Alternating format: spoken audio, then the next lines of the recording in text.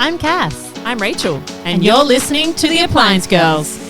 But I think I'm really excited to, get women on the podcast. I mean, we love men too. If you had a superpower, any superpower. superpower. Not this one. Any superpower, what would it be? If you don't believe in what you're selling or you don't believe in the business, you're not going to be able to sell it. I thought you were talking about something else.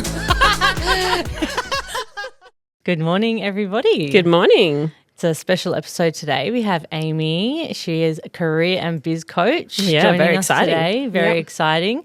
I'm excited to hear your journey, Amie. So welcome. Oh gosh, thanks guys. I'm excited to be here. Yeah, it's good. I'm excited to hear because I know we've talked a lot about on the podcast about different people's mindsets in the workplace and our own mindsets, but it's actually, I'm excited to hear from a professional in that space. Yeah. And the advice that we can give to other people in terms of. Yeah, and we're always in our life kind of thinking, oh, am I doing the right thing? Should I be somewhere else? What should I be doing? Is this right for me?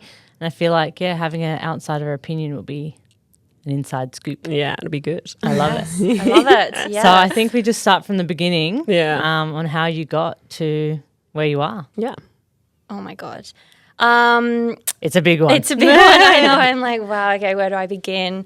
Basically, oh God, I've always had one of those careers where for about 7 years, I was like, what am I doing with my life? Yeah. And I was just taking any job I could get.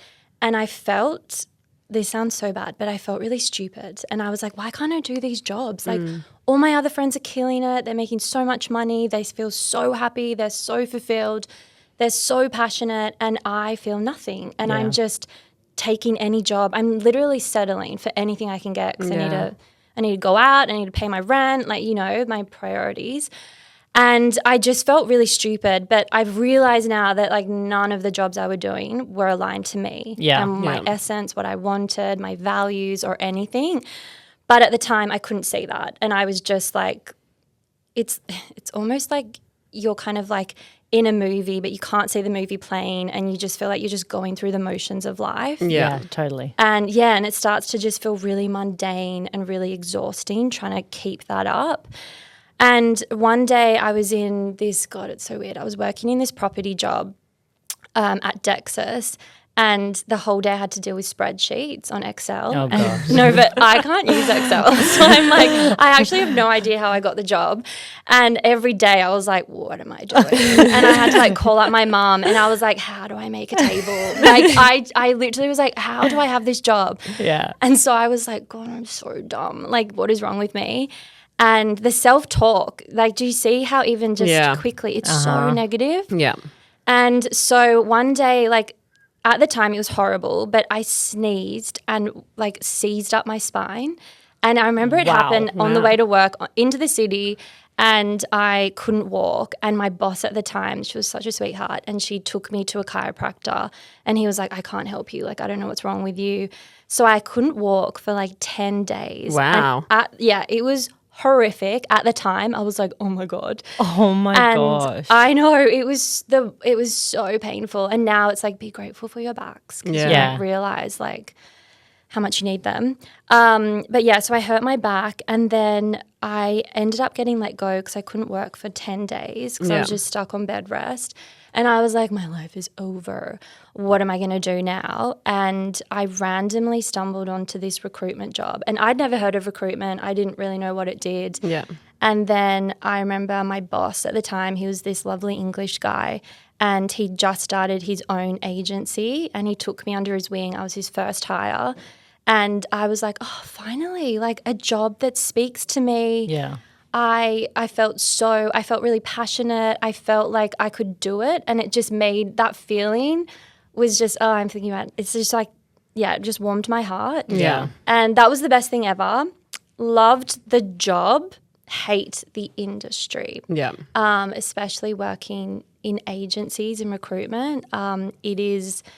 It can be really toxic, and it can be really, oh God, what's the word? There's a lot of English people, which is fine, love English people. Yeah. A lot of men, not a lot of women recruiters.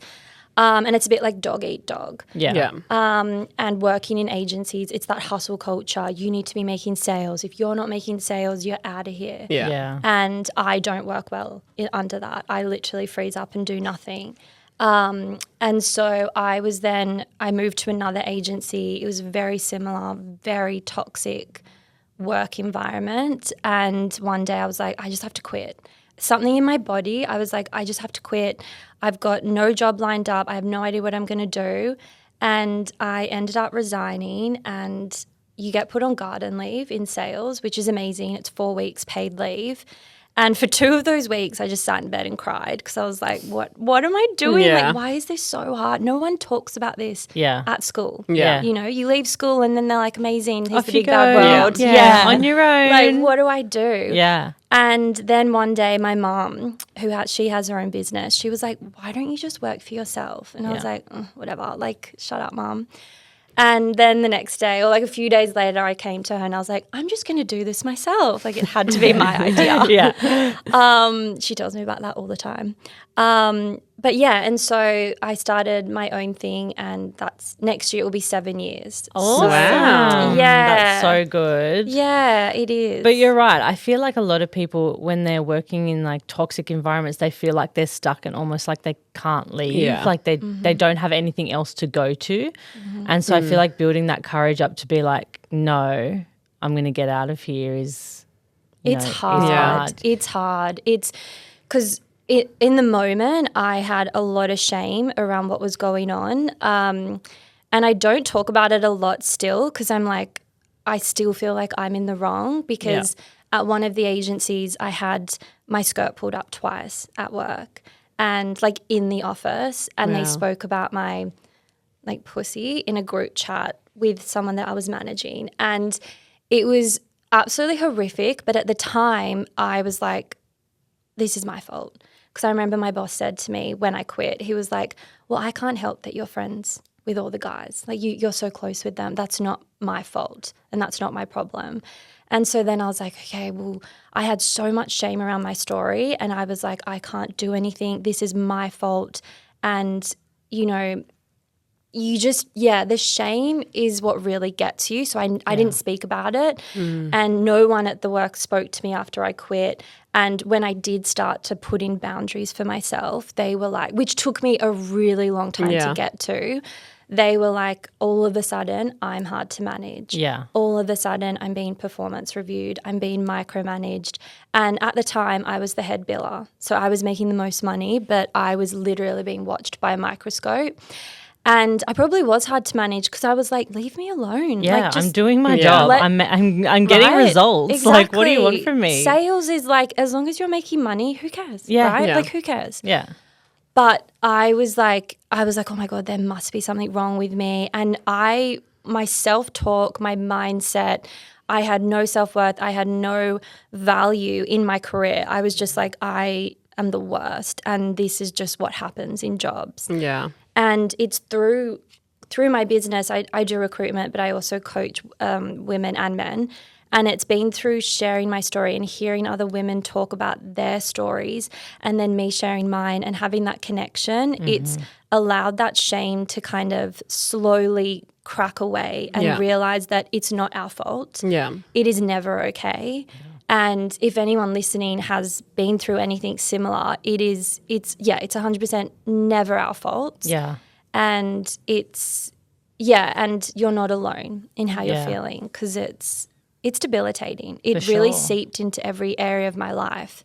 And it took me a while to build that back, but I look back now and I'm like, thank God in a way that happened, because now like who I am then and who I am now and what I'm doing in my career is just completely different. Yeah. Yeah. And we've spoken before, and it's not saying that you had to go through that, but it's created the person you are now. It and you shaped wouldn't, me, shaped for you. sure. And you wouldn't be the person you are now unless you went through that. And it was obviously something that no one should ever go through. And I think, unfortunately, in society, we fob it off and go, oh, that's normal and that's, what workplaces are like. But we need to put a foot down now and say, no, that's not what it's meant to be like. And we need to create these workplaces where everyone feels comfortable and supported. Because obviously you weren't supported in that situation when you went to your leaders, and that's not what it should be like. Yeah. No. And that in itself sounds like a movie. Like we think like you go about your day, and you don't think, oh yeah, that's happening in workplaces. But when you hear it, you're like, what like, how can that be happening in today's society? And like you said, I feel like now, because you're sharing your story with your clients, it just allows people to speak up about their own situations and what has happened in their past. And I think that's super important, because I think people just feel, like you said, that shame and uncomfortable about speaking about it. And then once they hear someone else, it kind of gives them that validation to say, oh, okay, yeah, actually it did happen to me too. Exactly. So do you think that if you had someone, let's say back then, like yourself now, who had been through that situation there, like how different do you think your situation would have been back then if you had someone to speak to that you know had gone through the same thing? I think, yeah, it would have. Oh, it's so hard to tell, because when you are in that and you're in that mindset, people telling you things, it kind of goes in one ear out the other. So it can be really tricky. But having someone there that is like, I see you, I understand you and what you're going, and just validates how you're feeling. Yeah. It also takes away its power. Yeah. Talking about it takes away its power, because when you don't talk about it, you're suppressing it, and it's all of a sudden this massive thing that's just constantly in the back of your head that, like, even some days I would think back to it and be like, oh God, I can't believe I did that. Yeah. And so I think having someone there that was just like, yeah, I see you, and just really seeing me for me and connecting with that version of me would have made a huge difference in myself. Not necessarily probably what happened, but allowing me to realize it's not my fault. Yeah. And allowing me to build up my sense of worth in my career and in companies, and what I will and will not tolerate. Yeah, for sure. Yeah. Setting those boundaries, I think, is super important with yourself. Oh my God, in every area of your life, boundaries are everything. Yeah. And then going back to where before you were in recruitment and you were going through all those different jobs, do you think if you had someone like yourself back then as well, that would have helped you steer you towards a career that you would have enjoyed more? I literally did everything. Like, I did media sales, I worked in bars, I worked in property, which was just so not me. But I just did everything. And I think the biggest thing for me, and there's all different reasons, but for me, I was in jobs that were not aligned to who I am, what I'm good at, my strengths. I was in jobs that were aligned to my weaknesses. So that's why working with a career coach is so beneficial, because you don't know what's out there. You don't know what jobs are out there. You don't really know your strengths, especially out of school. Like, you're like, I don't know. Like, I haven't done anything. 100%. Like, I might have done really well at school, but I don't know what that could turn into. Yeah. And so having someone be like, okay, cool, this is like giving you the clarity, giving you the direction, I would have saved so much time. Yeah. But for me and my personal journey, I was meant to go through that to now be able to teach people what not to do. For sure. And to kind of like, now that is my mission, and that is aligned to my true essence of who I am, I feel. Yeah. And I feel like you're right. I feel like in school, it's kind of just like, learn these subjects and see you later. Like, there's no real like, okay, let's sit down and go, what do you want to do?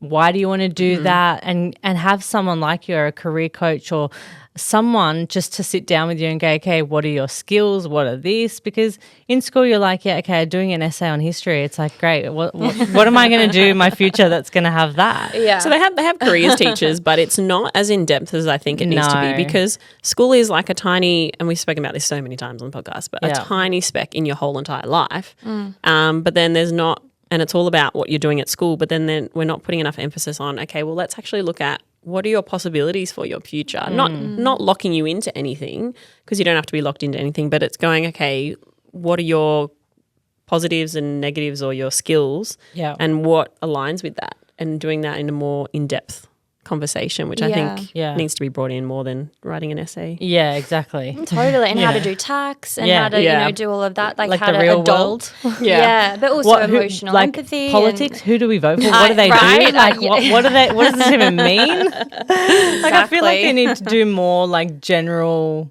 adulting. Life. Rent. How do you pay rent? How much do you need to make to pay rent? Like, it's tough. It's tough. And I feel like back when I was at school, it was very much like, okay, you go to school, you go to uni, and then you get a job. It's like, but is that really what our path is going to be? Do you know what I mean? So bad. And it's like, Yeah, exactly. At school, what you were saying, it's such a speck of our life, but at the moment it's everything, right?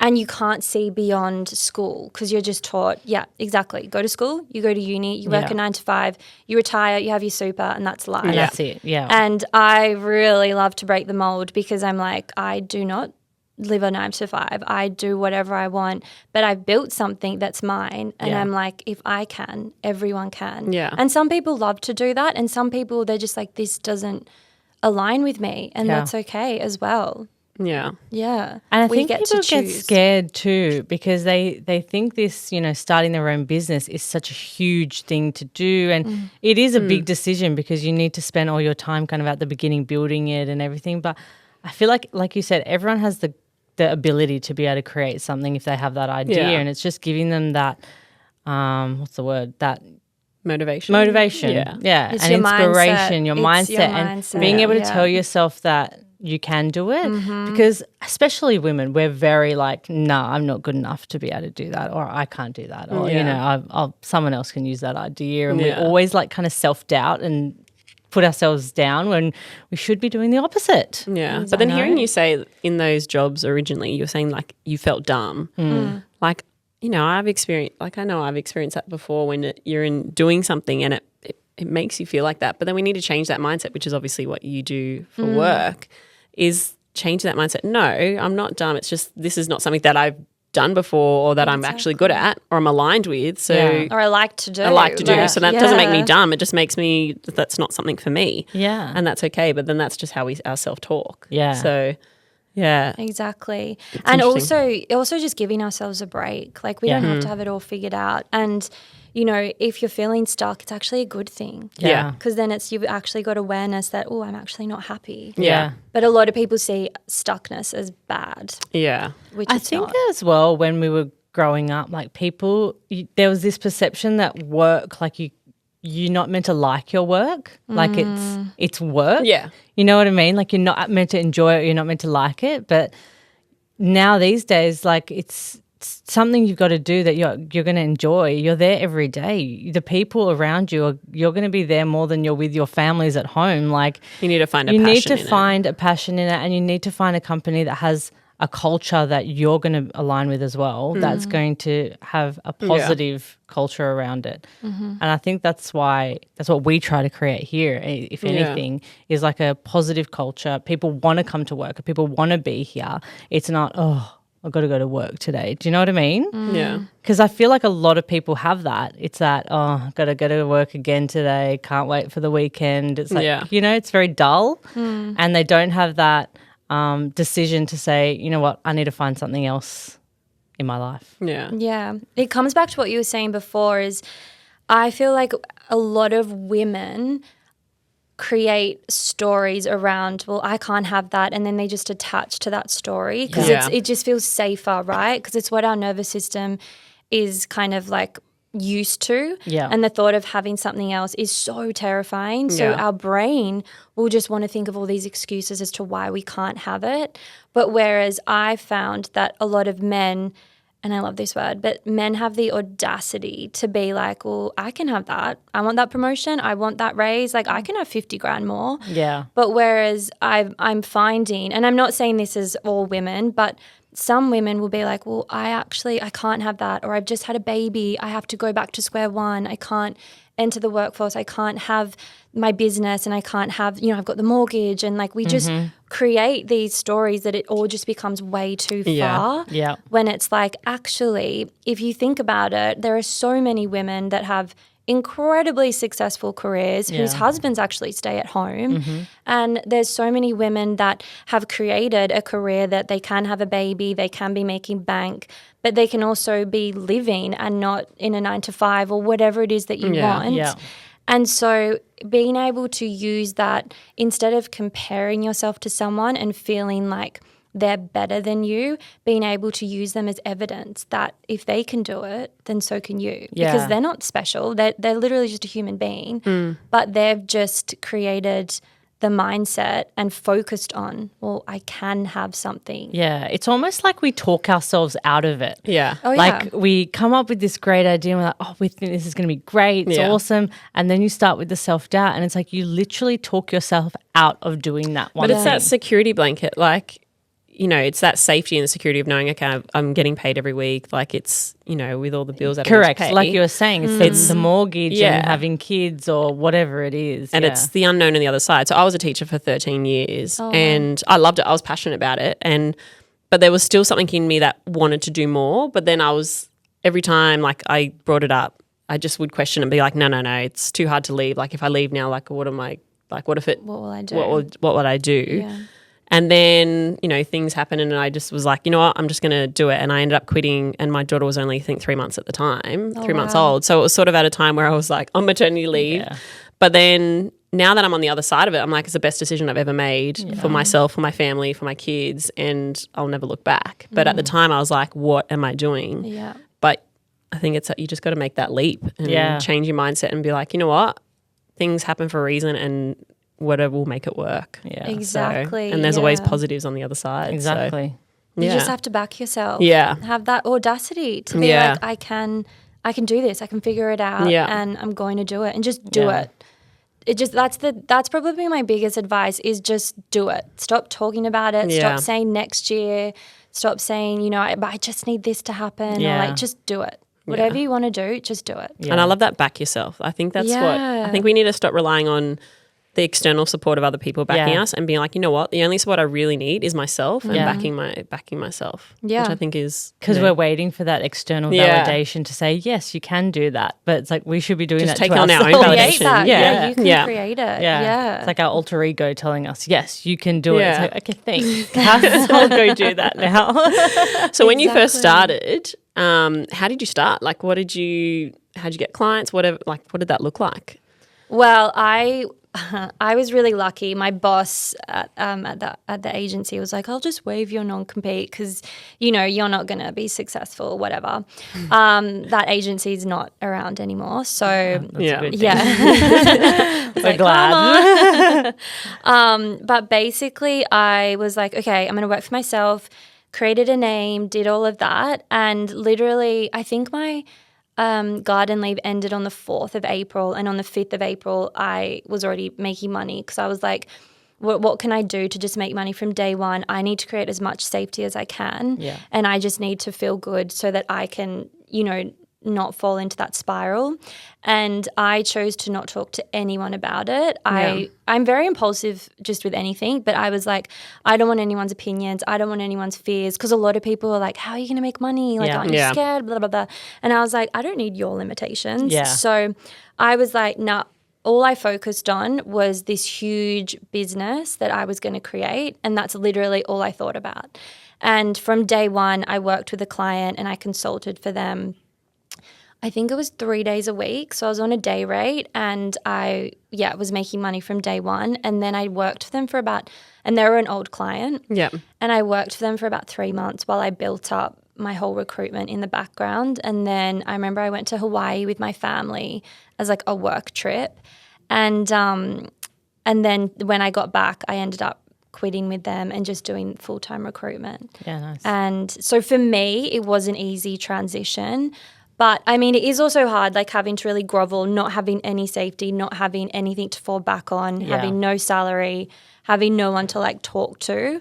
But I didn't even entertain what if this doesn't work. Yeah. I was literally like, I can do this. I'm going to do this. I'm doing it. And I just was so stubborn and I doubled down on it. And even if you tried to talk me out of it, I was like, no.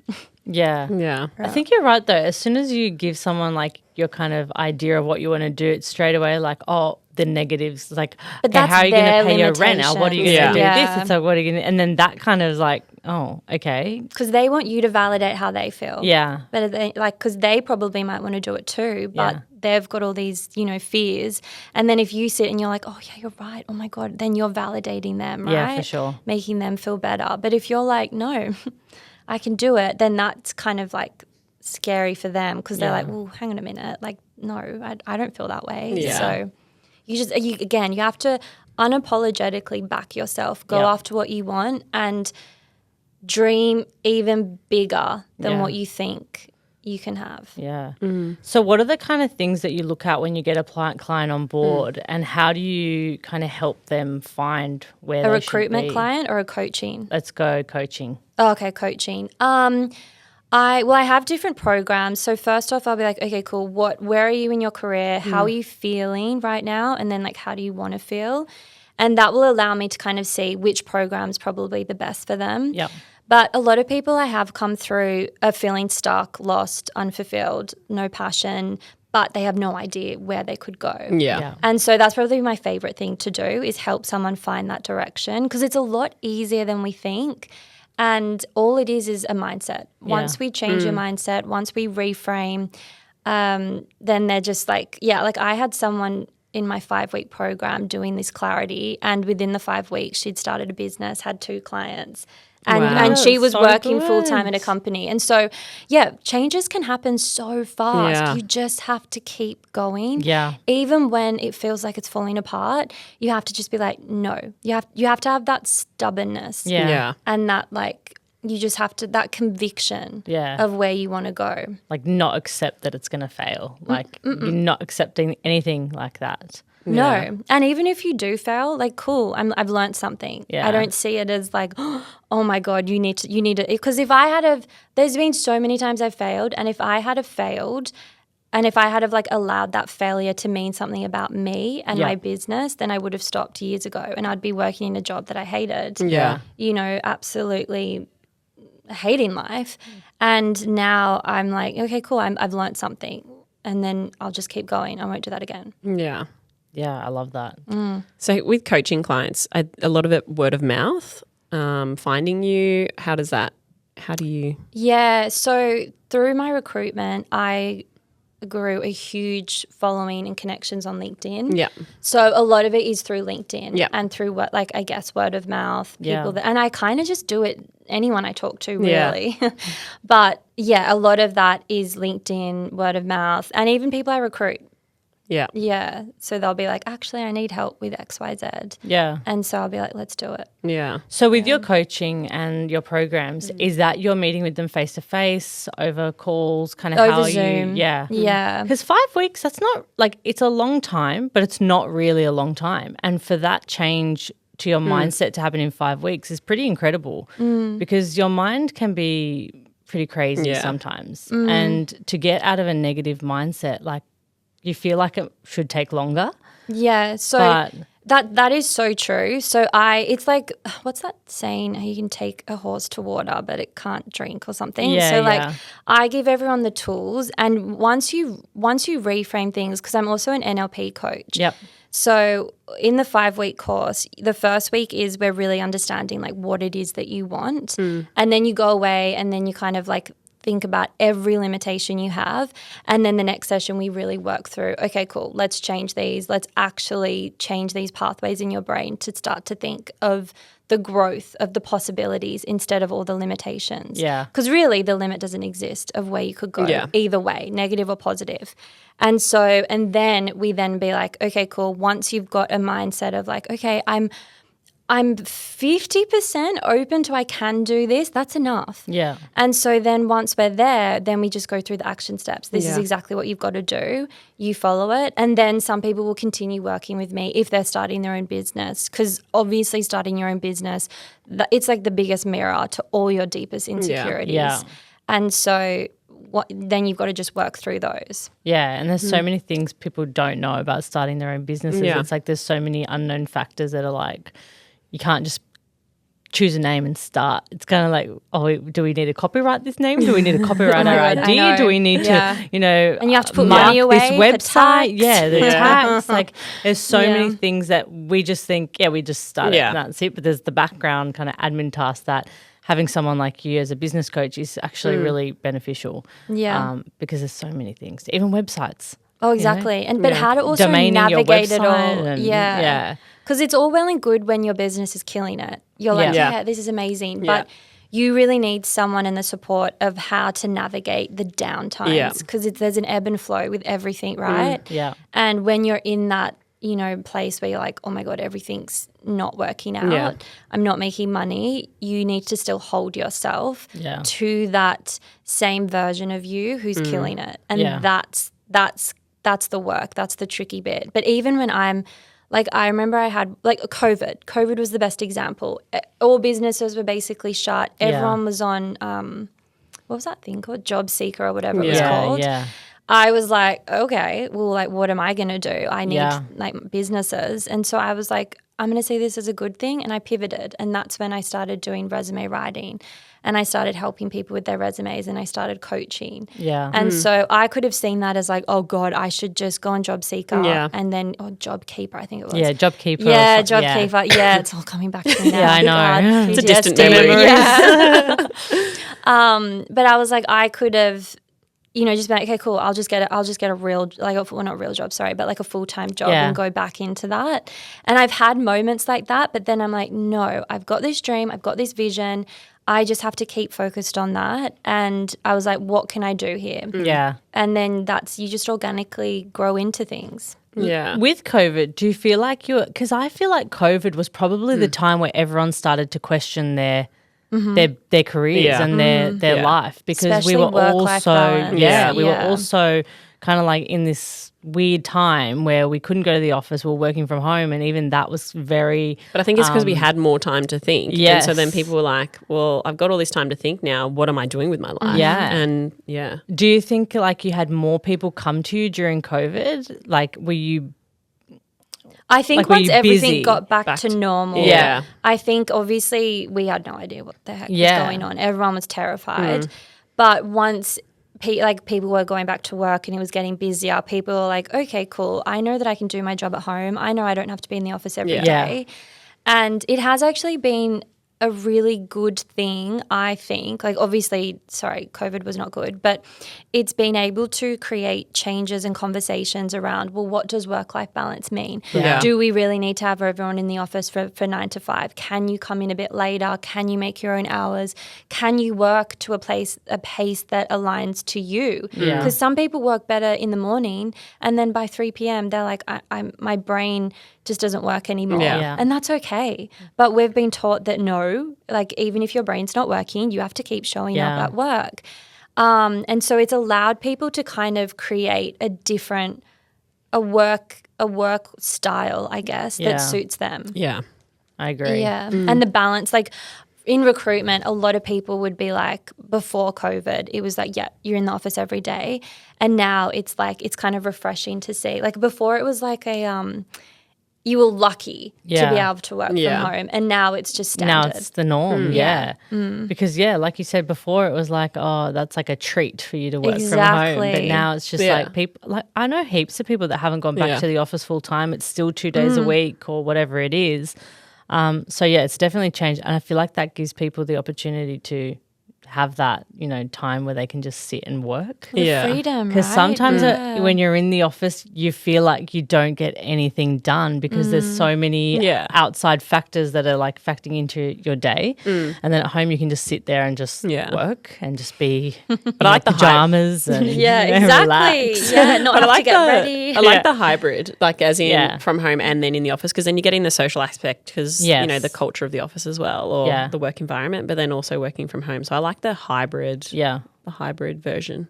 How important do you think company culture is to employees? Well, it's everything, right? Like I left a job literally because it was toxic. Yeah. I think, everyone's got different motivators for what they're looking for. And I think since COVID, obviously everyone still wants money, but the culture, the work-life balance, that has become the forefront for why people are making a move. And and companies have had to come, they've had to rise to the table and really bring that in more, and also the work-life balance, and make sure that they're creating a company that, it's cool to go do events and things, but also like, are you being nurtured? Are you being supported? Yeah. Are you, if you've got a problem, are they actioning it? Yeah. Are they actually listening to you? That's kind of the different conversations I'm having. And it's actually really beautiful. I'm finding that a lot of my clients at the minute, even before people have started their jobs, like while we're in that recruitment stage of the interviewing process, my clients will be like, okay, what do they want? Like, I want to make sure that this is aligned to them, and like, I want to make sure that they're in a good place. And like, okay, they had a bad culture. Like, I've literally got an interview happening right now where a girl had the worst culture. She was going through so many retrenchments, and she just got made redundant after like 5 waves of that anxiety of like, will it be me next? And it happened. And so she's like, I'm really burnt out. I'm really nervous about culture.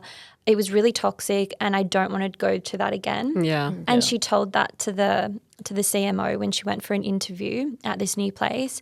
And he was having a conversation with me this week before her interview today, being like, okay, what can I do to make sure that she'll feel safe here? And I'm just like, oh my gosh. Like, I was like, these conversations are so refreshing and they're needed. It's not just like, okay, cool, what's this person going to give value-wise? It's like, we want to make sure that they're happy here. Yeah. And you know, that's a beautiful culture. I was actually watching a video before I came here, and it was TikTok? funny. I think it was on TikTok. Find everything on Instagram, TikTok. something like that. I was reading an article. Yeah, I was reading something on TikTok. No, it was a video on TikTok, and it was a guy talking about company culture, and he was saying like, stop buying donuts and treats for your employees. That's not going to make the company culture. Like, actually sit down with them and talk to them and see how you can help them and support them and everything. And I'm like, I know we love donuts and treats, but we're trying to do that other side of it as well. Is like, even just like little things like doing mindset training so they can feel like, you know, they're not just sitting there, because for our staff, they're on the phones a lot. So they are getting unhappy customers sometimes, and that can really dampen your day, just getting abused. So even just doing little things like that. But the video was so funny because it was like every company is just buying donuts and bringing them in for their staff. Stop buying them snacks and actually focus on what is like going to make their life better. I just thought it was a really funny video. I thought that's it's so true though. Yeah. And like, what do they actually need? Not what do you think they need or want.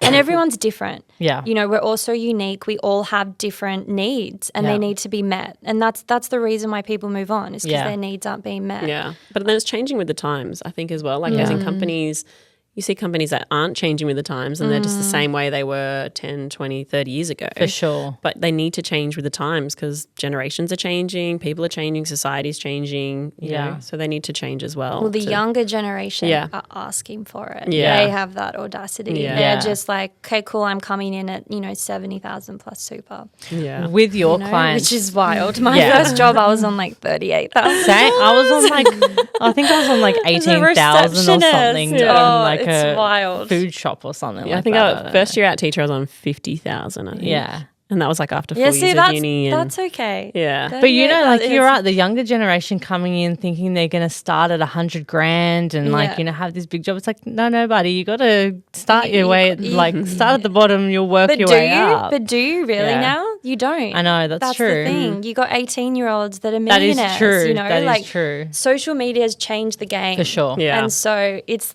you don't. So that's Yeah, a little I know, that is limited. true. Yeah, That so is you true. don't. Yeah. With your clients, do you have a mix of ages of like younger and older, or do you feel like there's a kind of recurring age that you have coming to you? No, definitely everyone. Like people straight out of school or people in uni who are like, I've just gone to uni to like please my parents, or because it's the thing to do. Yeah. But I hated it, and then they've quit, and then their parents are freaking out. Yeah. So then the parents come to me and they're like, "Please help." So and then basically anyone in a career. I've also got people in their 50s who have woken up and they're like, "I've realized I actually haven't had one day in my career that I've loved or enjoyed," and I'm like, that breaks my heart. Yeah. But they can still change it. You can always turn it around. Like, I've actually on TikTok as well. Yeah. I'm not even going to say an article, but on TikTok I saw this thing, and I'm going to like get all the ages wrong, but it was like, don't worry, life's not a race, because like what is it? Oprah got famous. I think it was Oprah, Vera Wang, Simon Cowell. Yeah, I've and seen that. Yeah. It was like 45, 50. And so it's like you can change your career at any time. Yeah. And don't feel like, I do feel like a lot of people get worried about age. And it's like, it's just a number. Like, whatever you want, you can still do it at any age. Yeah. And you have to just do it. Yeah. for sure. Yeah. I love that. Yeah. I'm thinking of my mum right now because she got made redundant a few years ago and she's been minding my grandma for the past few years at home. And she's always like, I don't think I'll be able to go back into work. Like I'm, you know, in my 60s, who's going to hire a 60-year-old? And I'm like, no, I think you'll be able to do it. Like, and I feel like it's muscle memory as well. It's like they'll get back into it and she'll be back where she was a few years ago. Like it's not like something you're just going to forget. Yeah. But that is very normal. Yeah. A lot of people feel like that. Yeah. And a lot of people feel that pressure and that kind of like, it's not a scarcity mindset, but it's like, oh my God, because it is, of course it's normal. I'm 60, you know, I'm veering retirement. Yeah. But again, you can retire whenever you want. Like, I know. Yeah. You go to Bunnings and you see like 80-year-olds working in there and I'm like, good on you. I love this. Like it's just, I love seeing older people working because I'm like, gosh, you've got that like, they have that old school work hard mentality and you're like, oh, I like that mentality. Like I don't really see much anymore sometimes, but it's a different mentality Yeah. because, I mean, I personally hate that mentality. Yeah. I think that, like, you know, if you're passionate about something, you can 100% work hard, build something big, but, like, we're here to live too. Yeah, for sure. So, and like, life's too short. Exactly. Yeah. So build a huge life as well as a career. Yeah. Maybe you should get your mum on social media and she can be like a YouTuber or something. Or a TikToker. Yeah, TikToker. I'm telling you now, that's a winner. Yeah, right. It honestly she'll be is like a angry winner. dad. Yeah. Angry mum. There's heaps of like, you know, the old people on TikTok and stuff Yeah, that I have know. their accounts that do dances and stuff. TikTok I is watch that. huge. Exactly. Yeah. I can't believe how much TikTok has blown up. But speaking about LinkedIn before, LinkedIn is massive. And it's free. These are all Yeah. free tools, Yeah. guys, to build a business. So it's so much easier now compared to say 15 years ago, 30 years ago, whatever it was, to start a business because you've got those free advertising tools. You don't have to pay to put a page up on Instagram to promote your product or promote your service. It's like you have this platform that you can do it for free and just start it. And then it's more these days about connections that are getting you into places. Whereas, you know, back in the day it was about what degree do you have? Yeah. But now it's more about who do you know, the connections you've made. And we've made heaps of connections through LinkedIn and that's how, you know, we're doing a lot of things. Powerful. Yeah. I've built my whole business on it. Yeah. I'd be screwed without it. Yeah. It's so, and everyone's like happy to talk Yeah. on LinkedIn. Yeah. It's huge. And I mean, a lot of people are like, oh, I can't start my own business. How will I get clients? It's like, show up on TikTok. Yeah. Like just pump, like spend every day writing some things on TikTok. You can go viral. Yeah. You can, so Instagram, I was looking at the algorithm or like the analytics. Instagram, you can reach like thousands, maybe millions, but TikTok, you're reaching billions. Yeah. Like you could, you know, if you go super viral. So it's like, you know, I've seen so many people, like, I don't know if you saw recently, I love Taylor Swift, but she wore those, the glitter things on her nose. Yes, I have seen that. Yeah, and that's two girls started that business, I think 2 years ago. Yeah. And within like 2 days of Taylor wearing it, it's turned into a multi-million-dollar business. Yeah. Yeah. They had like 40,000 and I looked it up. I think they're $20 or $25 to get these stickers on your nose that are glitter. The glitter, yeah. And it's that was It's, so crazy the how power one of social video media can But blow she, up. did you see what she did on TikTok? She actually, don't the think so. owners created. She was like doing all these videos, and she's like, I'm manifesting Taylor Swift wearing our product. So she created a whole series on TikTok of all these videos of how she was going to get Taylor to wear them, and lo and behold, Taylor wore them happened. to the Chiefs game, which everyone's Yeah, watching of for course. Taylor, and she had them on, and then boom. Wow. So it's like you can literally be that story too. Yeah. I saw one the other day actually where there was this girl, I can't even, she filmed herself crying about something.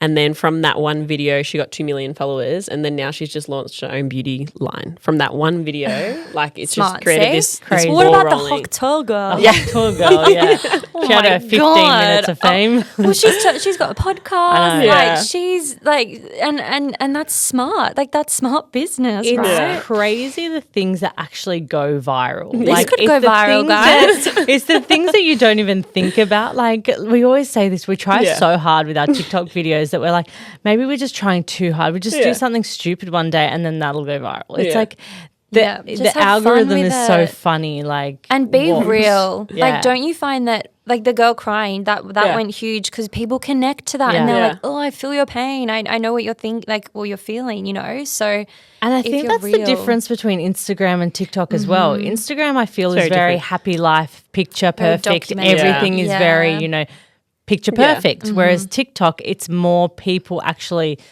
connecting and actually being real and being vulnerable and actually talking about, you know, stories and everything. So it's not showing that picture perfect life that, oh yeah, everything is happy and dandy. It's so powerful connection and sharing. Yeah. Sharing our stories, just it takes away its power, it takes away the shame, and everyone's felt this exact same way that you have. Yeah. It's so cool. It's incredible. Like, it's crazy because like you said before, like we kind of think that we're the only one going through it and that it's your fault. And it's like, but there's probably 100 other people around you that's probably going through the exact same thing. But we just kind of go into our shell and don't talk about it at the time because we think it's us.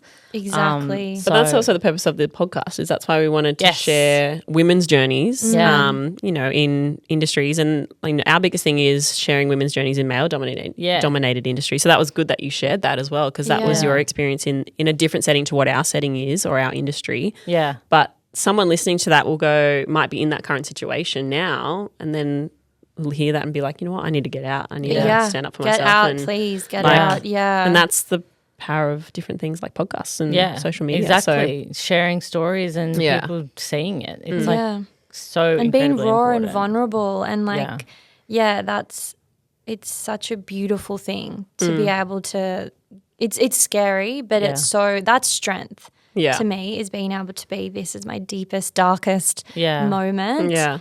And confidently just sharing it no matter what. It honestly takes away the whole power of it. Yeah. Yeah.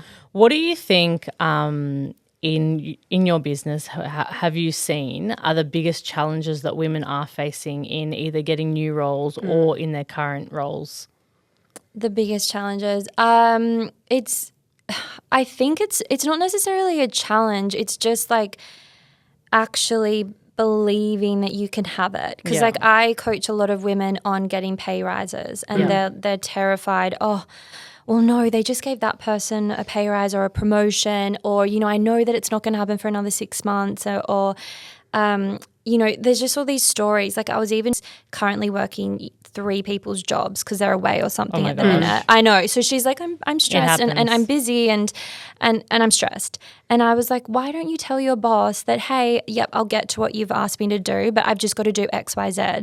And she said to me, she's like, I don't want him to think I can't do it. Yeah. And I was like, that is it's such a normal thing for us to say. But I was like, boundaries. I was like, because you're going to get resentment and you have to look after and prioritize yourself. Yeah. So I think the biggest struggle is just realizing that boundaries are good, because her manager probably has no idea how much work she actually has on. Yeah.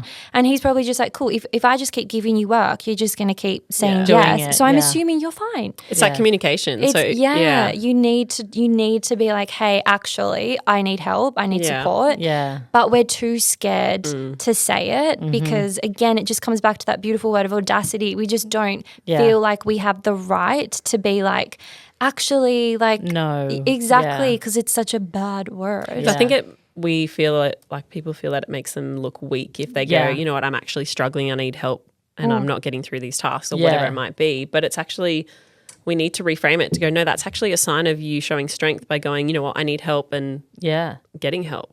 So there's nothing wrong with getting help. No. It's like, it's actually worse.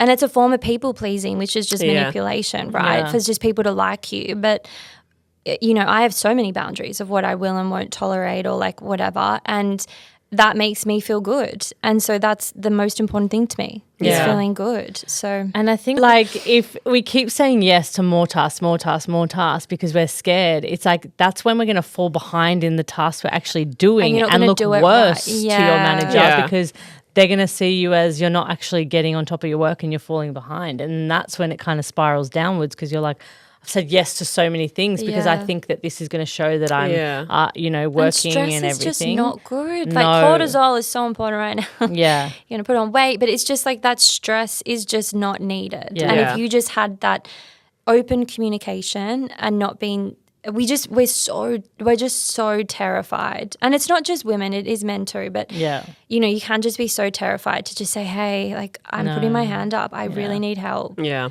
And the support. Yeah. And I think that's stress as well. Like, you're not just stressed at work and then you leave and see you for the day and then, now I'm happy and I'm all good. It's like that stress you take home with you and affects your home life and your, you know, your health weekends, and your everything. You don't feel like exercising because you're stressed about work. You don't feel, you know, you're not with your kids or whatever it is. And it just affects every single part of your life. And it's so hard to manage because you just kind of feel like everything's bottled up. Yeah. So And what it's do you normal think? to feel Like, that. what are some strategies that people can put in place to like manage that stress and, you know, get the power to say no? I think so. It's obviously all comes down to boundaries. And I think the first thing is to figure out, okay, where am I feeling that feeling of resentment or stress? Like, where is it popping up in my day-to-day career and life? Yeah. And then figuring out, okay, cool. So it's popping up, I don't know, like my sister's example, her boss is asking her to do, I don't know, some sales quote or something. And so it's like, okay, cool. What do I need in this moment? Well, I need to show him, okay, here's how you do the sales quote so you can do them yourself. Yeah. Or, hey, I can totally get that done, but it'll have to be done in 2 days.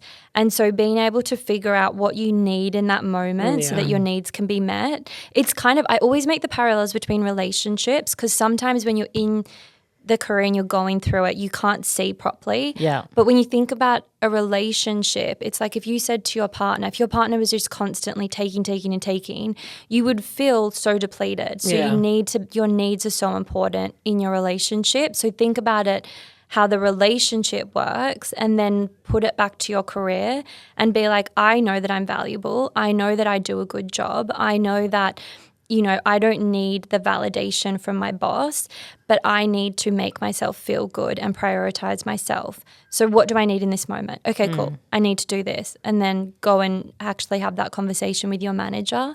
And then, you know, even if he says no, then it's like, okay, cool, but at least I've put myself first. At least I've tried. Yeah. At least I've created a boundary for myself.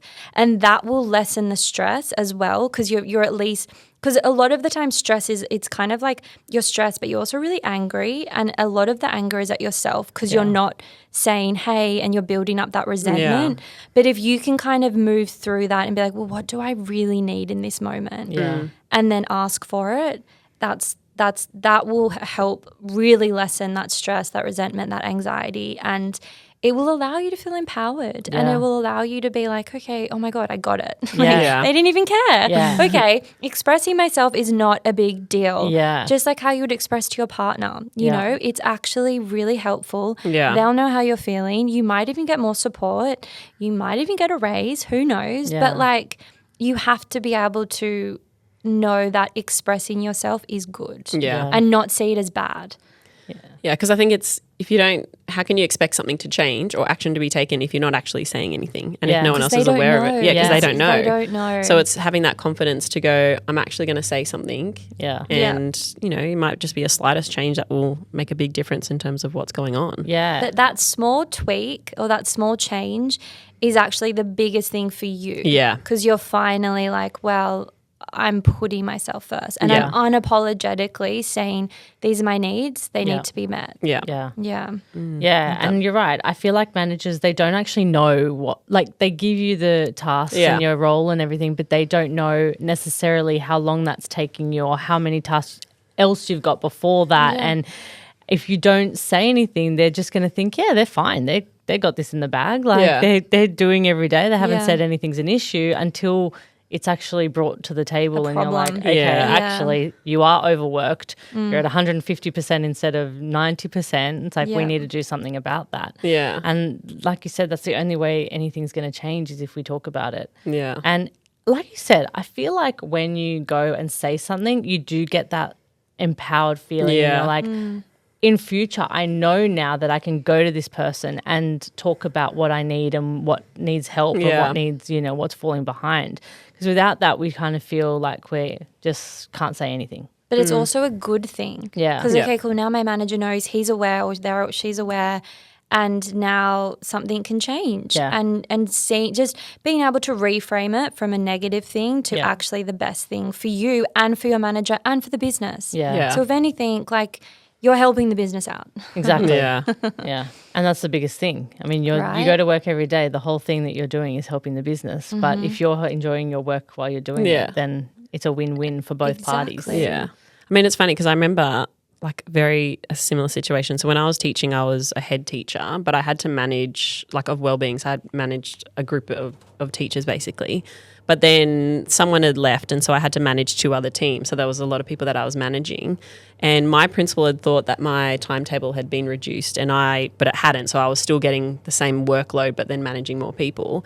And I just assumed he knew and I didn't say anything so it was like for 6 months I was like Oh my gosh. overworked, I was burnt out, and then I finally had a meeting with him and then he wasn't even aware and I just assumed he knew, and because I didn't say anything I did it for 6 months, and then after I'd said something he was like, oh yeah, we'll make a change, and then straight away he changed it and I was like, Never I should have said that 6 months ago, Yeah. and then I learnt my lesson then. I was like, okay, communication is key. Yeah. I can't just assume someone knows something. No. I need to actually communicate that because that was the biggest lesson for me. Yeah, for sure. Yeah. So And I think, would you say that that's the biggest thing that I guess women can do these days to be bigger advocates for themselves, is to just speak up and communicate? Oh, yeah, definitely. Yeah, always speak up. Always put your needs first, because if you don't put your needs first, then who else is going to, you know, advocate for you? You have to be your biggest cheerleader always. Yeah. Yeah. It's you never need that validation to go after what you want or to ask for what you want. You have to just be like, I want this, that's enough. yeah. And manifest it. I love, like, we always talk about manifestation and, you know, putting it out in the universe. And I feel like everyone we've spoken to has done that. And it's just so inspiring to hear, because I'm like, we need to do that more, is put out what we want in the universe and tell people Speak about it, or into write it down, or existence. put it on a wall, or whatever it is. Yeah. Because it's so powerful in just doing that. Yeah. Because I think there's been so many things that have consistent things over through the people we've interviewed that are the same, very consistent, brought up the same thing about their career choice and what's happened and what's transpired. Yeah. And it's actually really motivating to hear, because I'm like, wow. And it's actually really funny hearing everything you've been saying, because I'm like, everything you're saying is connecting to our other guests that we've had on. Yeah. And it's like, if we just had you in the room with us all, we could have just, you know, avoided all of this previously. But even like, I feel like, having someone like a career coach or a business coach or something in schools, because like you said, there is that career counselor or whatever, but I don't think I ever went and saw my career counselor, like, ever. Yeah, it was like I just sat in an office and did nothing. School. Yeah. But like having someone They told me I should be a come in chef. Oh, wow. But I think it's more. I'm not sure what they're looking at. I know. I was like, okay. Yeah. But I think maybe it's something that, like, once you leave school, because, like, still a bit immature as a teenager. So, like, in the early 20s, it's something that I recommend for anyone in the early 20s is to go see a business and a career coach to have that conversation and have an adult speak to them. That's not their family, because your family's not going to give you the right advice necessarily. Yeah. Because, you know, they're worried about you and surviving and having money. So then they're going to just be like, just get into any job. Yeah. But it's actually sitting down with someone. So I think anyone listening in their early 20s or any age, I think you really need to Any see age. You can change it at any age. We're not But if you're ageist. feeling stuck, or Yeah. confused, or like, what do I do next? Because back to your point of manifesting, like, I totally manifested what I had now. But it's funny because, like, before, when I was working in the agencies, I was like, oh, I just like would love to wake up every morning and just go do things that feel good, go work from the beach if I want, travel whenever I want. And now that is what I'm living now. Yeah. But at the time, it seemed so far away. And then when I quit my job, it seemed even further away. But I look back now and I'm like, actually, that was like the bridge of events leading me to get me to where I wanted to be. Yeah. So sometimes, like, if you are manifesting a new job or a business or anything, also realizing that if something, never perceive something as bad, just perceive it as like, okay, cool, this is here for me to grow. It's a learning And what's kind of this curve. lesson? Yeah. And once you see the lesson, then it gets easier. And that's the thing, hearing your story and hearing other people's stories, it's like they've gone through some sort of situation in their life that it's super, like, I feel so horrible that they've gone through this. Yeah. But then, like we said, it just shapes you to the person you are today. And if that didn't happen, maybe you wouldn't be here as, you know, Amie, career coach, biz coach. Maybe. Exactly. Like, you know, you just don't know. Yeah. And I feel like, you know, destiny, manifestation, It's a all, blessing. it's a blessing. Write it's it down. Write down your manifestations. Because I know Jill, who we spoke to a few episodes ago, she did a mood board. And that vision was board. A vision board, sorry. And that was her so that was her manifestation, and then that's come to fruition. Yeah. So I think it's writing it down. I think I shared with you, like I found a note on my notes in my phone that I wrote down 8 years ago when I was teaching that I wanted to work in marketing and events. Yeah. Oh my God. And that's exactly what I'm doing now. Like I forgot I even wrote that note and I was just flicking through and I was like, oh, what's this? And I was like, oh, so I manifested it all that time ago. So yeah, because manifesting is just making something seen, right? Yeah, yeah. And when you write something down, you're just getting clear on what it is you want. Yeah. Yeah. And then you're putting it out there to the universe, and then things will, you know, the universe just wants to give you everything you want. Yeah. And so then it would start to give you little things, and you get to choose whether you want to follow that path. Yeah. And you have no idea how it's going to happen. Yeah. But as long as you're clear with what it is you want, of course it can't not happen. Yeah. So with your business now, where do you kind of see yourself going? Like, are you staying on the path that you're on, or do you feel like you're going to kind of steer in different directions? I mean, I never thought I'd be here. Yeah. So I honestly, like, I don't know. Yeah. I think at the minute I'm loving where it's at. Yeah. But I'm always open to the possibilities. Living overseas would be amazing. Yeah. Yeah. I really do want to work with schools, Yeah. start a workshop. That's kind of something I see that I'm speaking into existence. Yeah. Working in schools and universities, Yeah. and really going down there. So stay tuned. Yeah, Yeah. I think that would be awesome. Yeah. Going to Yeah, schools, to year exactly. 12s and just sitting down with them and mapping it out. Yeah. Because it's just, school is so just, there's no one there to guide you on your way. And like I said, it's very like school, uni, career, and that's it. It's like, but I don't want to go to uni. Yeah. I want to do something else. Like I hated uni. What did you do at uni? Business, but I did a business course, but to be fair, my mum did it. Like, Yeah. I hated it. It took me 6 years to do a 3-year degree. Yeah. And like it had to do like statistics, Yeah. accounting. And I have an accountant. Like I don't do any of that. Yeah. I have zero, that accounting system Yeah. as well. So it's like I don't do any of that. Yeah. But I literally was like, and if I look back, I would not have gone to uni. I would have gone on a gap year. Yeah. And Yeah. then, but obviously, you have to be on your journey. So you're like, course. if I didn't do that, I wouldn't be here. Yeah. Yeah. But yeah, I hated uni. And I think it's Yeah. okay, like, to go on a gap year and go travel and experience the world. Well, like, you have your whole life to yeah, work. like, you have your you whole don't have to life. go straight from Yeah. school to school. Yeah. Like, it's From like- school to that's school. what I did. Yeah. Yeah, you went from school to school. But to see, school. everyone has different, because I loved uni. Yeah, But so okay. it's different. And Yeah. I love hearing everyone's different Yeah. perspective, because I know heaps of people that hated uni. I know heaps of people that loved uni. So it's Yeah. interesting to see. But then that's But isn't it people's cool? where they fit. We're like, all so different. Yeah. So there's no like one thing will Yeah. work for everyone. Yeah. yeah, 'Cause there's we no all- textbook to say No. what you're, meant And that's to be. why it's good to work with someone, because if you're doing like a course or something online, or if you're just reading something or a book or whatever, Yeah. it's not tailored to you. Yeah. And we are so complex. We have so many different thoughts and beliefs of what is possible for us. Yeah. And that's why it's good to work with someone one-on-one, so that you can really get that personalized Yeah. Yeah. coaching. Yeah. Because it's so beautiful. We're all so different. Yeah. Yeah.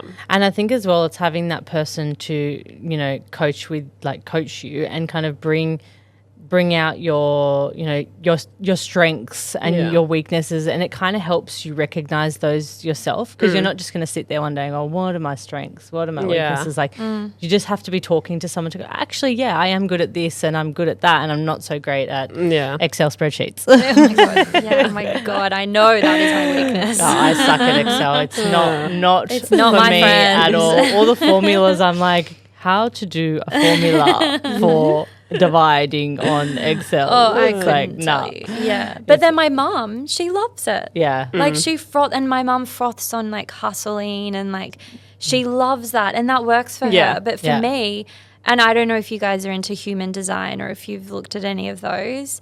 It's like your human design based on your your personal numbers in terms of your astrology and stuff. It's yeah, actually really yeah. cool. And there's 4 different types, and I'm a projector.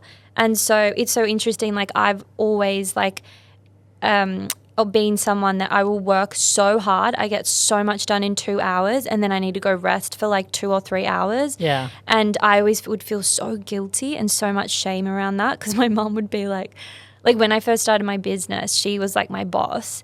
And I had to like say, hey, I'm not going to talk to you about my business for 3 months. And in 3 months, we'll have lunch and we'll catch up and I'll tell you, because I don't work like that. And as soon as I get into hustle, I make no money. Yeah. But as soon as I'm in my like feminine and I'm just flowing, and then that's when everything just comes to me. Yeah. And that's because I'm a projector, and I've really learnt that and understood and accepted that about myself, that that's my superpower. I don't need to be like everyone else to be successful. Yeah. I don't need to be someone else. I can just show up as myself, and that's enough. Yeah. And so that really helped me, because that's a big thing of projectors, and we need to wait for the invitation. So it's another thing around my selling. I'm not one to like cold call people or message people and be like, hey, do you need coaching? Yeah. People come to me, Yeah. and then I would be like, oh my God, yes, like here you go. I'll open my heart and everything to you. But learning that allowed me to build a better business. Yeah.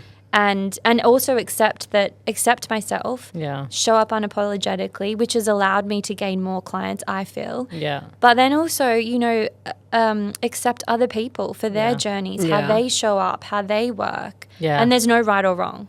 Yeah. It's just who you are. Yeah. I'm interested in looking into I'll that. send I it love to all you. that. Send Yeah, it to me. you'll We'll love look at it. everything. Yeah. And it's good to see like everyone that you're working with, what kind of different, things they have, because then it's like, oh, I understand how you work now. Exactly. You're a doer. You learn better doing rather than listening. Because I'll learn better if I'm actually in it and doing it. Yeah.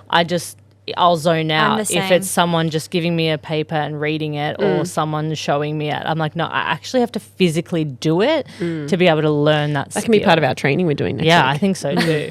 So, Amy, you can send The that human to me. design. Yeah. And it's so human easy. design. You just need your birth date, I think, and the time you were born. Yeah. Yeah. We'll tell everyone to ask them parents. Yeah, what time everyone they're to born. do it. Yeah. My mom, every time, I'm sorry, I do like everything. She's like, oh, why do you need it again? What are you doing? Because she's like, what the heck? Like, she thinks it's weird, and she's probably going to listen to this. So, Oh, gosh. All right. Well, we had some questions come in on Instagram. We did. Ooh, We love asked that. people to Okay. send in We some asked questions. people to send in some questions. I think you've actually answered quite a few You of these actually anyway, have. which is Yeah. good. Yeah. You want to go with the first one, Rach? Yeah. So someone has messaged in and said, how to become a consultant after working in corporate. Which is an interesting okay, that's one. amazing. I guess that's kind of similar to what I did. My biggest piece of advice is to just start it right now, and also accept that you're not a beginner, but you're a beginner in the consulting world. Yeah. So just Yes. meet yourself where you're at. Yeah. And don't compare yourself. Don't feel like you need to have a website and you need to spend thousands of dollars on it.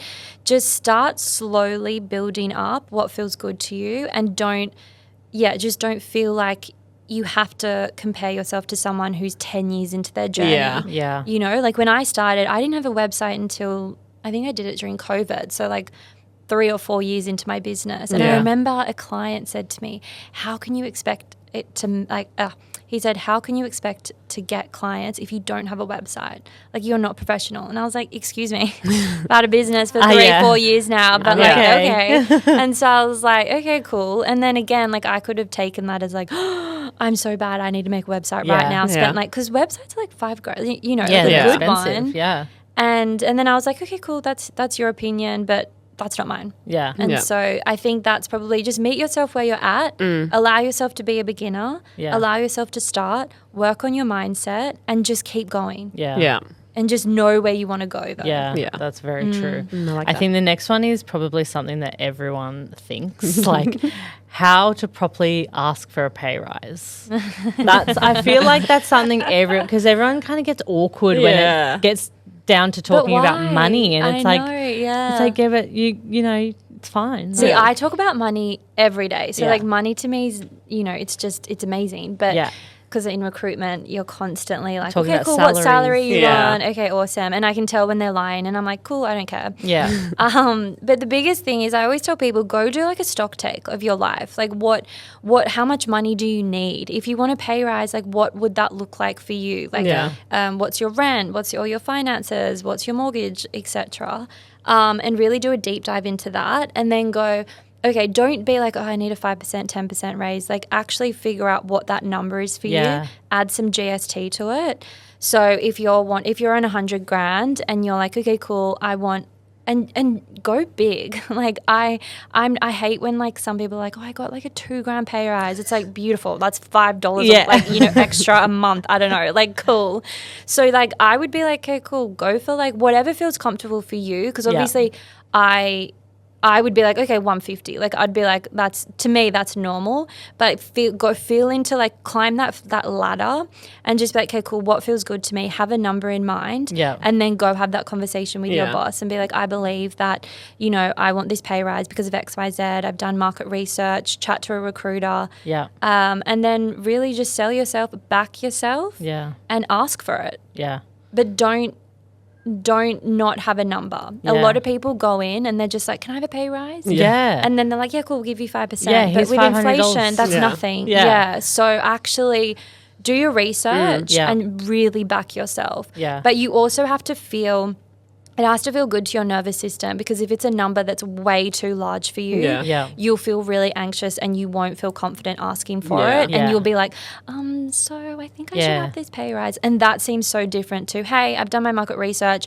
I want a Yeah. $50,000 pay bump. This is what I could get elsewhere. Yeah. Like, I'm just so matter of fact with it. Yeah. Yeah. I completely resonate with that. Yeah. That sounds so like everything needs to be like that. Yeah. Because Yeah. people do that. They go in and they're like, oh, yeah, I would like a pay rise. Yeah. Okay.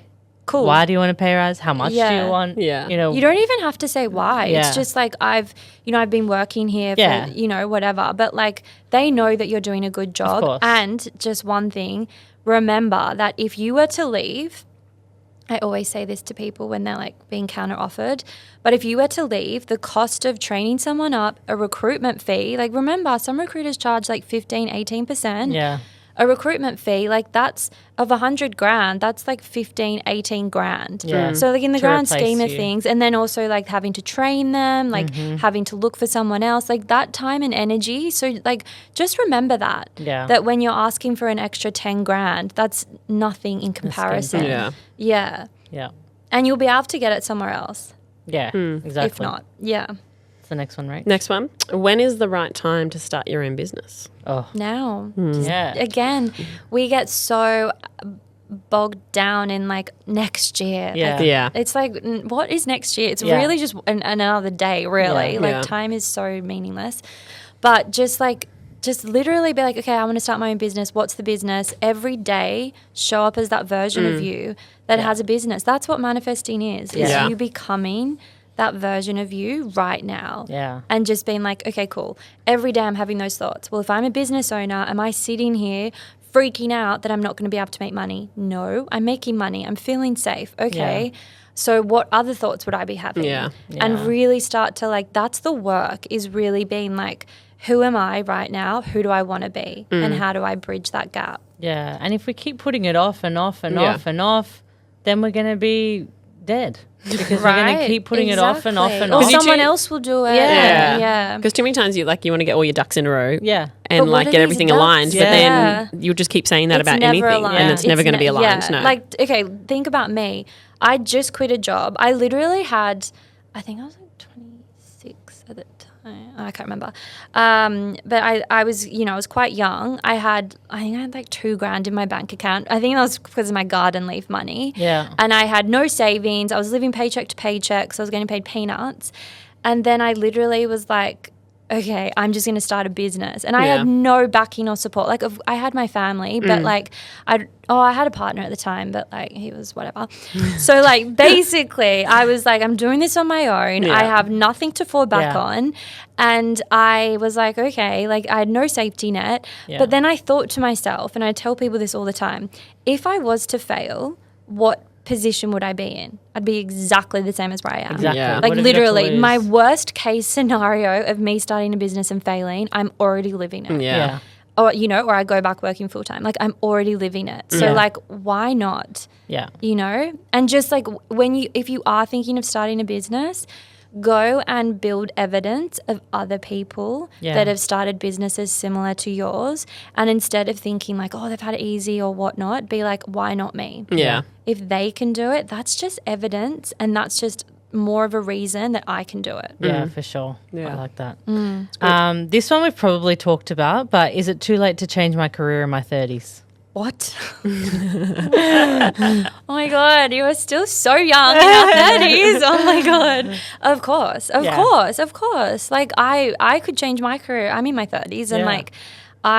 like a lot of people that have babies, they'll come back and be like, okay, cool, I want to do something different. Different. People change their careers in their 40s. Like you're never, like your 30s is actually like way better because you know better from your Yeah. 20s, you Yeah. know, and you've lived that, you've got more experience. Yeah. So yes, oh my gosh, yes. I feel like yes, people please get change your scared because, career. like, you know, we feel like we're really old, but really we're not. No. And it's like you've still got so much Oh my life. God, we've to live. barely young. lived. You know, Are you like kidding? Yeah. so young. We're so young, but also like age is literally just Yeah. a number. Like look Yeah. at J-Lo. Like she's 55. She I looks know. like she's 20. So like She's incredible. we can still look super young forever. Yeah. So like you can still have a huge career Yeah. at any age. Yeah, I agree with that. especially in your 30s. Yeah. Like yes, like please do it. Swap. Yes. Yeah. I think we've covered the last two. Yeah, I think so too. I think, Pivoting careers. Pivoting That was careers. just, yeah. I don't know what the It's question the was. same. You can Just totally pivoting you can careers. pivot. Yeah.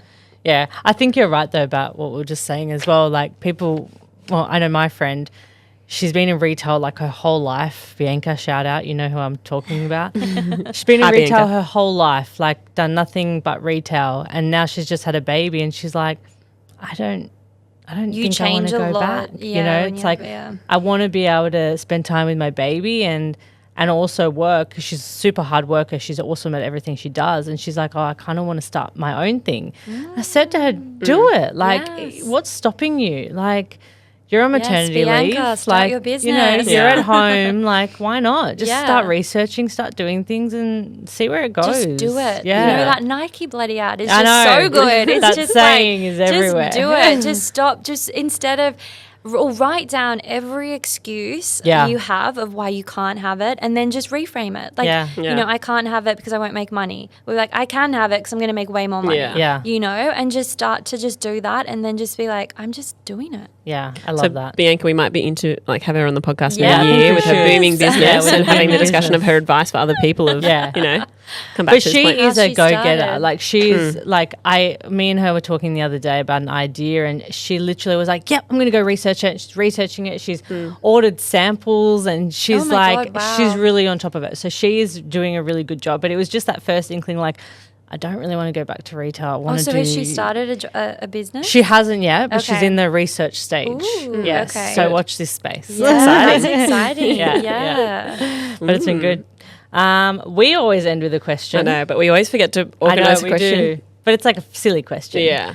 I think I've got one though, because you're very into books and reading. Okay. Yeah. So, what would you say is your favorite book, or one book that you suggest someone to read? Oh, This my is really gosh. putting you on the spot. No, I love this. I'm such a nerd. Oh my God. Well, it depends where you're at in your life. I think Yeah. if you're like, for me, I find like those huge moments in my life, like a real kind of like spiritual journey type thing to come back to me. And so one book that I read like every year is The Four Agreements by Miguel Ruiz, I think his name is. But I'll send it to you. But that's Yeah. a really good book, and it just allows you to just like, you know, it's just like 4 agreements for life. Like, don't take things personally, never assume things, which was like a big one because I assume a lot as well. And Yeah. it's like, no, just ask. Yeah. And then it's I can't remember. Be impeccable with your word, and I can't remember. I should know this off by heart. But that's a really good book. But if you're wanting like one on building confidence. Wait, I'll have to think of that actually. I really need would to read say- more. I feel like Oh my God, I have like a full like bookcase I'm in just my like house. I'm too much on my phone scrolling. No. But I feel like I But need to to be spend fair, that. you can get a lot Yes. of good, like, you know, like there's Book Talk now. Like Yeah. there's so Yeah. many, like that book I bought in today, The Handmaid, which is Yeah. really good. Yeah. That's from Book Talk. Yeah. Which is on TikTok. So, and then you can also learn, like, there's whatever you want. Like, you Yeah. know, Joe Dispenza, he does so many amazing books, Yeah. and then he's also on TikTok. So then you can TikTok, watch it. But yeah, there's honestly, but every book says the same thing, Yeah. right? It's all about feeling confident, Yeah. feeling good within yourself, prioritizing yourself, Yeah. and just being unapologetically you. Yeah. I'll have to read it. You have to. It's a send good it place me. to start. It's Yeah. a really good place to start. I read it when I was just before I started my business, and it helped me just move through all of the things that pop up when you start your own business. Yeah. And not taking things personally was probably my biggest thing, because it's Yeah. like, you know, if a client gets angry at you, it's actually nothing to do with me, and just Yeah. being able to like create that distance Yep. between myself and them. Because otherwise you'd take it home and you'd spiral and Yeah. then be like, oh my Keep God, I'm the thinking worst about business it. owner. I Yeah. should go back to recommend that full book time. to, I think, Yeah, to we'll everyone. have to recommend that book Yeah. to everyone. I It's a think. good Maybe- one. I Maybe mean, I'll we've gotta send have you a like better book club list. I think we need to. Oh my God, I Yeah. started a book club with my girlfriends on personal development books. Yes, and I love it's that. It's been so good. Yeah, I think we Yeah. should do that. We might start that actually. Yeah, I think so Yeah, too. start a book club on the podcast. Yeah. Because I feel like reading it, and it just, I feel like it edges more into your mind, and it just, Yeah. I feel like you take it on more than just watching videos. Like, Yeah. I feel like sometimes I just zone out of videos and TikTok, and I just I know, don't the even doom listen. scrolling. I know. Yeah. I'll be But the there books falling are so asleep, good. still scrolling. I need to know how yeah. this ends. I do. Oh my gosh, those ones kill me. Where it's a series and it's like part 1, and I'm like, oh no, now I need to find part 2. Oh my And then I'm there for God. 2 hours. Yeah. going, No, but part it's like 57. I'm watching a part like a series of a breakup, like of some like couple of like Too Hot to Handle. Yeah. And I'm like, what am I doing? Like, why do I care? But I can't stop. Yeah. But it's then, addicting. but books are really good. Yes, we will Yeah. have to start reading. Yeah, I think we'll Yeah. start that. Yeah. Do you have any books, Rach, that you suggest? Mine's really like it's not a self-development book. It's just a book that I read every Christmas, and it's the most random book that I read because I feel like I'm in high school, but it's Looking for Ella Brandy. You read I that literally every I read it Christmas? every year, Did and I you don't know. learn that at school? We did though? do it at school. Oh my God, But I don't know and if it's that just hasn't a ruined it for you? No, it's just a nostalgic thing. I don't know what it is. That's so funny. But I get it out every Christmas, and I read that book over the Wow. holidays. Oh my God, that's Yeah. hilarious. It's really random. But then I also read the one I'm reading at the moment is The Resilience Project. Oh, yeah. that was one of our book club books. Yeah. So he used to work in schools, and I his projects started are really reading good. that and I was like, this is amazing. Yeah. And it's so amazing. But then I couldn't finish. Like, it gets a bit, like, repetitive. 'cause Yeah. It's, yeah. But He's got a it's- second book out as well, so I've started reading that one too. So. Oh, that's awesome. Yeah, so- because he does speaking gigs, I think, too. Yeah. He's really big on LinkedIn and stuff as well. So yeah, look him up. He'll be on Resilience our is book everything. club. Being Yeah. able to, and you got to just keep persisting. Yeah. Especially when you have your own business. Yeah. Yeah. And I think that's what we spoke about previously about teaching our kids. Like, Yeah. resilience is probably the biggest thing that Yeah. we're Fall going to down, be able to get teach back them. up. Yeah. Yep. And just not bubble wrap them. And, No. you know, And don't be let there, something coddle. define you Yeah. that Yeah. this is a no. Yeah. It's like, okay, cool. I love the word no. I'm like, okay, cool. I'm just going to show you like Yeah. how I'm going to do it. Cool. Be a no girl. Love this challenge. Yeah. Yeah, that's good. Oh, beautiful. Well, Wait, thank what's you your so book? much. No, thank Oh, you. My book, I don't really read much, honestly. I did read one book that was really good, and it wasn't self-development at all. It was that, what was it? I think it's called Heartstrong. It's that Elodie Pullen, the story Oh, yeah, of like yeah. her Oh and my her God. partner Yeah, and that's how really sad. she got Yeah. his like sperm and made a baby, and it's Yeah. actually super incredible, the story, Yeah. like how it all worked and how they actually made the decision and everything. It was actually have a to make really it amazing really book. fast, hey? I sobbed Yeah. like a baby in it, but it was really good. Yeah. And do you know what? I feel like I cry more reading books Yeah. than Yeah. movies. Like I do cry in movies sometimes, but books, it's surprising when you're reading sad books how much you Yeah. actually get emotional about it because Yeah. it's just words, but it's super powerful. Yeah. That's a good book. I wanna So read that's that, our mission, I actually. guess. Start reading more, Rach. So we're going to And start not book just club at looking work. for Ali Brandy every Yeah, know, maybe it's a branch nostalgic out. yeah, start branching out. That's to my other Christmas book. I things. read other books during the year. Yeah. All right. Well, thanks Thank for coming you. on. Thanks, It's been guys. awesome. It's been very Yeah. insightful. It's good. Yeah, It's been fun. We're Yeah. excited to see your journey in schools and unis, and I Yeah. think you're going to do great things. Yeah. Yeah, it's needed. So it's Yeah. exciting. Yeah. And it's a good challenge for me because it's different. So Yeah. Yeah. And even you might branch out to workplaces. People get you in for Yeah. TED Talks and everything. You're going to be Exactly. huge. Start your own That's the dream. podcast. There we go, manifesting. Manifesting. In the atmosphere. Yeah, It's out there now. exactly. All right. Thanks, All right, guys. thanks. Bye. Bye.